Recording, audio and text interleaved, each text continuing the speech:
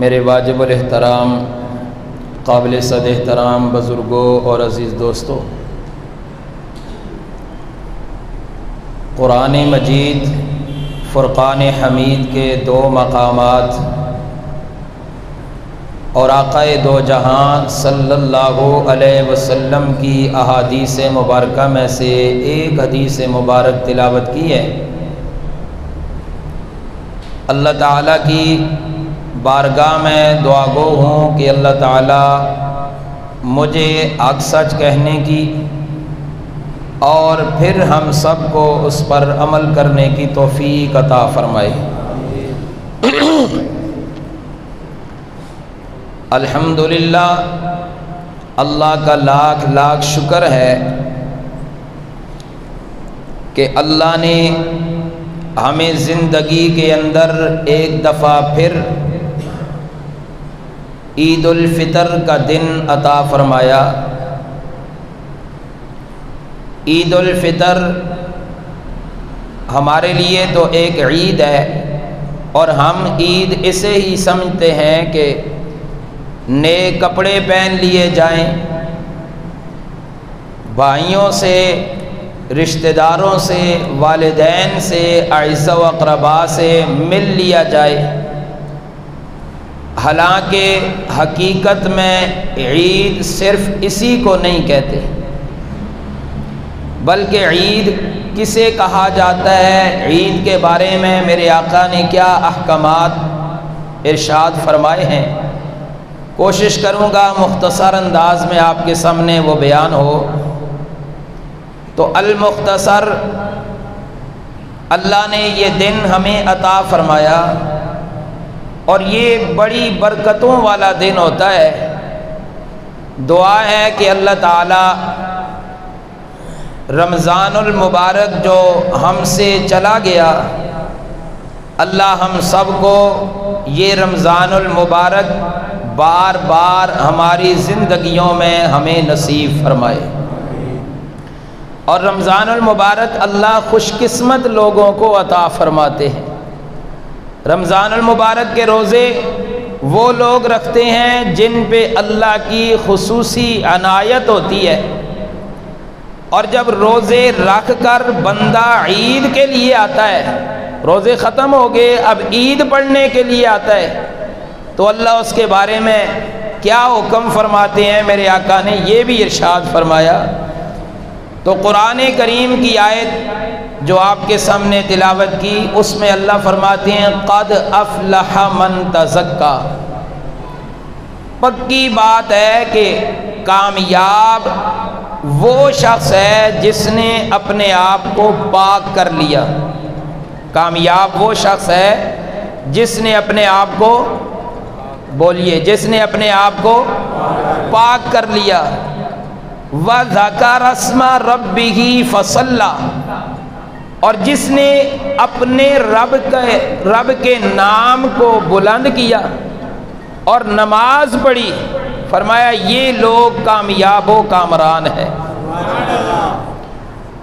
دوسری آیت جو میں نے تلاوت کی سورہ شمس کی، فرمایا وَالشَّمْسِ وَضُحَاهَا۔ مختلف اللہ نے اشیاء ذکر کر کے قسمیں اٹھائیں، کبھی چاند کی قسم، کبھی سورج کی قسم، کبھی زمین کی قسم، کبھی آسمان کی قسم، کبھی سورج کی ضیاء اور روشنی کی قسم، کبھی چاند کی تابانی کی قسم، اور کبھی آسمان کی بلندیوں کی قسم، اور کبھی زمین کی پستیوں کی قسم۔ اللہ مختلف قسمیں اٹھا کر انسان کا ذہن متوجہ کرنا چاہتے ہیں۔ انسان، اللہ نے تقریباً 9 قسمیں اٹھائیں، 9 قسمیں اٹھا کے اللہ فرماتے ہیں فَأَلْهَمَهَا فُجُورَهَا وَتَقْوَاهَا۔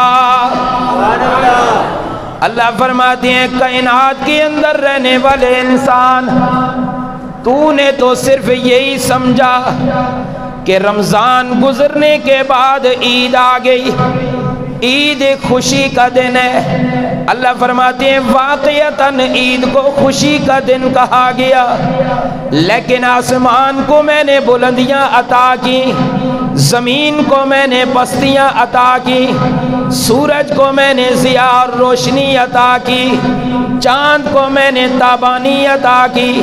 اللہ فرماتے ہیں ان ساری چیزوں کی قسمیں اٹھا کر میں اللہ تمہیں یہ بتانا چاہتا ہوں، اے انسان، تجھے پیدا کرنے کے بعد میں اللہ نے تیرے اندر دو چیزوں کا مادہ رکھ دیا، فَأَلْهَمَهَا فُجُورَهَا وَتَقْوَاهَا، نیکی کا مادہ بھی تیرے اندر، بدی کا مادہ بھی تیرے اندر۔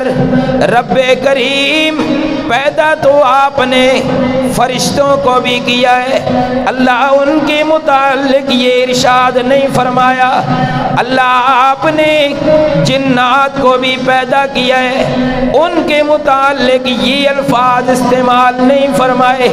اللہ فرماتے ہیں فرشتوں کو میں نے پیدا ضرور کیا، لیکن وہ میری نورانی مخلوقات ہیں۔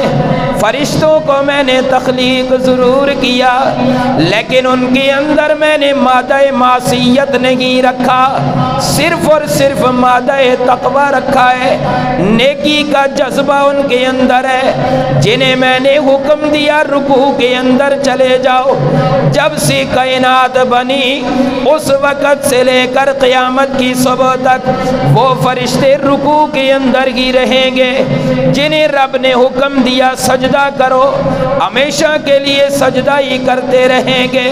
اللہ انسان کے متعلق یہ الفاظ اللہ فرماتے ہیں اس لیے اس کے اندر میں نے مادہ فجور بھی رکھا ہے، مادہ تقوی بھی رکھا ہے، اور پھر میں اللہ نے اسے اختیار دے دیا، تیری مرضی نیکی کر، تیری مرضی بدی کر، بدی کرے گا اس کی جزا ملے گی، نیکی کرے گا میں اللہ رحمتیں برسا کر جنت عطا کروں گا۔ اللہ فرماتے ہیں انسان تیرے اندر نیکی کا جذبہ میں نے رکھا، فرشتوں کے اندر بھی نیکی کا جذبہ رکھا، لیکن تیرے اندر میں نے ایک چیز مادہ فجور بھی رکھا۔ اگر تم میرے حکموں کے مطابق چلے گا، اس فجور سے ہٹ کر نیکی کے اوپر عمل کرے گا، میں اللہ تیرا مرتبہ فرشتوں سے بھی بڑا کر دوں گا۔ اللہ فرماتے ہیں قد افلح من تزکا، فلاح پا گیا وہ جس نے اپنے آپ کو پاک کر لیا۔ یا اللہ پاکی کا کیا معنی؟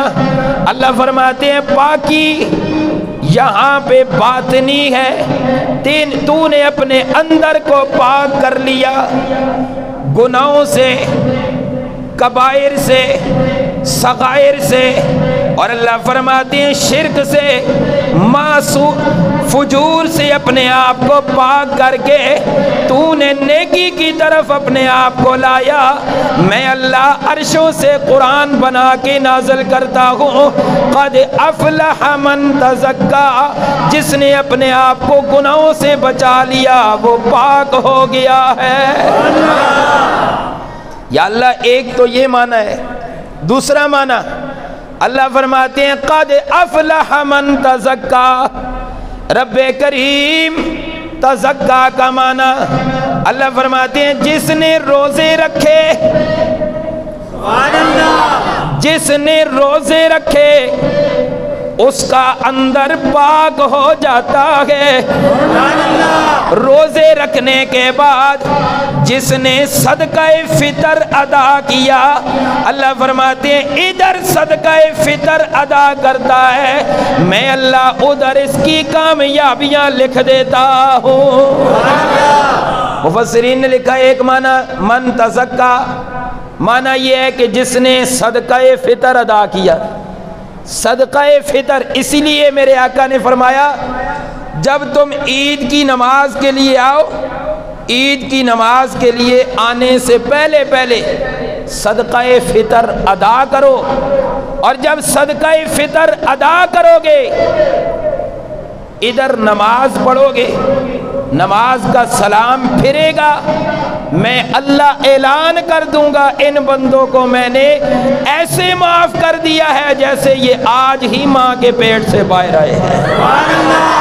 قد افلح، کتنی بڑی کامیابی، وذکر اسم ربہ فصلی، اپنے رب کا نام بلند کر اور فصلی، عید کی نماز ادا کر، میں اللہ تیرے لیے مغفرت کا اعلان کر دوں گا۔ بنیادی طور پہ عید کسے کہتے ہیں؟ علماء کرام